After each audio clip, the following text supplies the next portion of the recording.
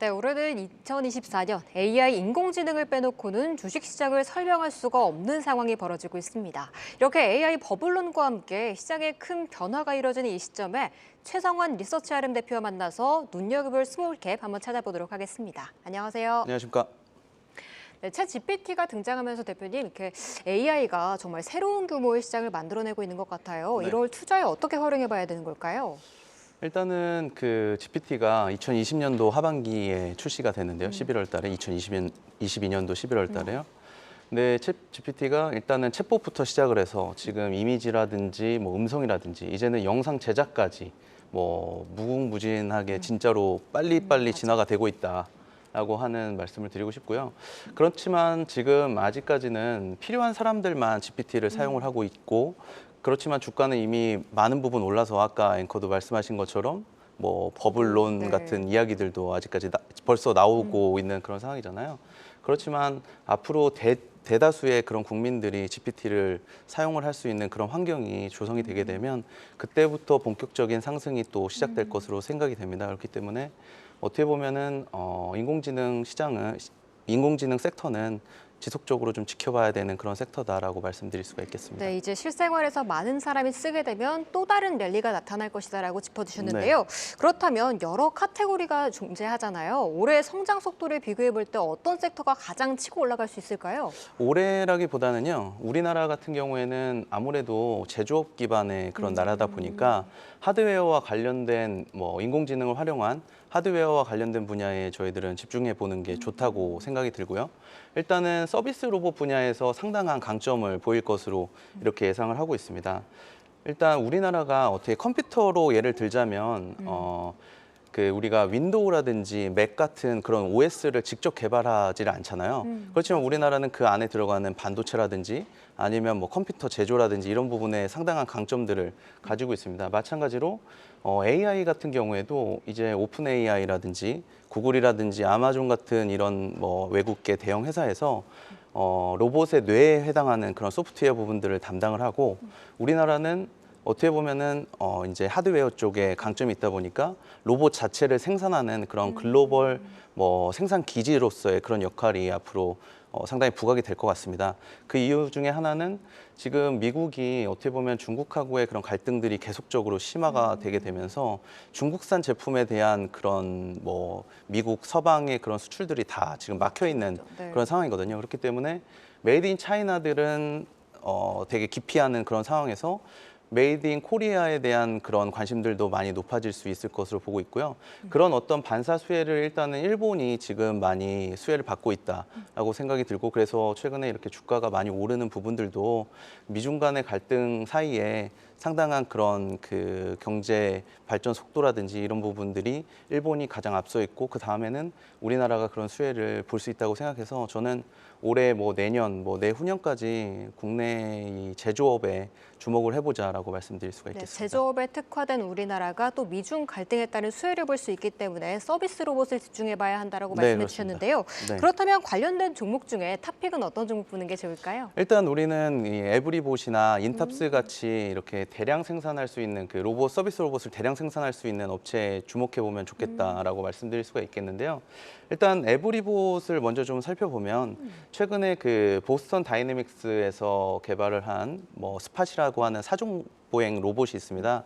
그 로봇이 최근에는 뭐 NIPD, 그러니까 뉴욕에 있는 경찰견으로 활용이 되면서 뭐 인질을 잡고 있는 그런 인질극의 상황에서 로봇이 출동을 해서 그 인질을 그렇게 제압하는 그런 장면들도 유튜브에서 많이 소개가 됐고요.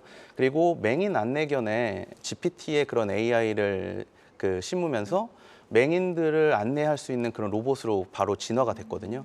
그런 거를 바탕으로 했었을 때 이런 로봇 시장에 이 GPT가 활용될 부분이 상당히 높다라고 말씀드릴 수 있겠고, 뭐 우리가 방송 전에 앵커도 그 에브리봇의 그 청소기를 사용한다고 하셨잖아요. 네. 근데 앞으로는 그 집안에서 사용하고 있는 그 청소기에 카메라와 GPT가 들어가게 되면 집안에 누가 들어왔다 갔는지, 벨을 누가 눌렀는지 같은 것들도 그 집안의 청소기가 다 그 컨트롤할 수 있기 때문에 어떻게 보면 상당히 똑똑해진다라고 볼 수가 있습니다. 그래서 에브리봇 같은 회사가 뭐 지금은 청소기만 하고 그 집안의 실내 청소기만 하고 있지만 지금 서빙 로봇도 출시를 했기 때문에 이런 서빙 로봇에도 충분히 그런 GPT 탑재가 가능할 것으로 보고 있고요. 그리고 그 에브리봇에서 하고 있는 그 위키 시리즈라고 하는 그 서빙 로봇이 어떻게 보면은 지난해 8월서부터 시작이 됐는데 올해에 상당히 이제 판매가 많이 될 것으로 예상이 되고 있어서 그런 부분을 바탕으로 봤었을 때 수혜가 많이 예상이 된다라고 말씀드릴 수 있겠습니다. 네, 그렇다면 매출도 훨씬 성장할 것 같은데 네. 어느 정도일까요? 지금 2024년 기준으로 했을 때는 매출액은 550억 원으로 60% 정도 엄청난 성장을 보일 것으로 보고 있고요. 그리고 영업이익도 75억 원으로 160% 정도 성장할 것으로 예상하고 있습니다. 근데 이런 부분이 앞서 말씀드린 것처럼 이런 그런 서빙 로봇 같은 경우 중국의 그 키논 로보틱스라고 하는 회사의 어떤 기술을 받아가지고 ODM으로 지금 생산하고 있지만 뭐 연말께에는 이제 자체 설계를 통해서 완벽한 메이드 인 코리아로 판매가 되기 때문에 미국 시장 진출이라든지 이런 부분들도 또 예상해 볼 수가 있습니다. 그래서 그런 부분에서 수혜가 많이 예상이 돼서 여태까지 주가가 올랐다가 지금은 조금 그 조정을 받고 있는 시기지만 다시 한번 이런 실적이 부각이 되면서 반등할 여력이 있다라고 말씀드릴 수가 있겠습니다. 네, 청소 로봇에서 서빙 로봇까지 포트폴리오를 확장하면서 올해 네. 조금 더 매출 성장의 가능성이 있다라고 짚어주셨고요. 그렇다면 인탑스는 어떤 포인트에 주목해 보는 게 좋을까요? 네, 인탑스는 우리가 잘 알고 있는 그 삼성전자의 휴대폰 부품을 하는 회사라고 잘 알려져 있습니다. 하지만 2021년도서부터 베어 로보틱스라는 그 미국의 업체의 기술을 받아서 ODM 로봇 생산을 하고 있는 그런 업체다라고 말씀드릴 수가 있고요. 지금 연간 5천여 대 정도 수준의 서빙 로봇을 생산을 해서 미국에 수출을 하고 있고요. 국내 시장의 서빙 로봇 시장이 한 5천여 대 연간으로 5천여 대 정도로 파악을 하고 있거든요. 그렇지만 2023년도에 5천 대의 수준에서 올해에는 이제 10,000대까지 늘어날 것으로 보고 있는데요. 해당 업체가 우리나라 전체 생산 시장의 물량들을 생산할 수 있을 정도로 대량 생산이 가능한 그런 설비를 가지고 있기 때문에 앞으로 서빙 로봇이 2배가량 성장한다고 하면 인탑스의 그런 생산 능력들도 부각이 되면서 뭐 수요들이 더 이제 물량들이 더 늘어날 것으로 보고 있습니다. 그래서 인탑스에 대한 관심들을 계속적으로 갖는 게 좋겠다라고 말씀드릴 수 있겠고요.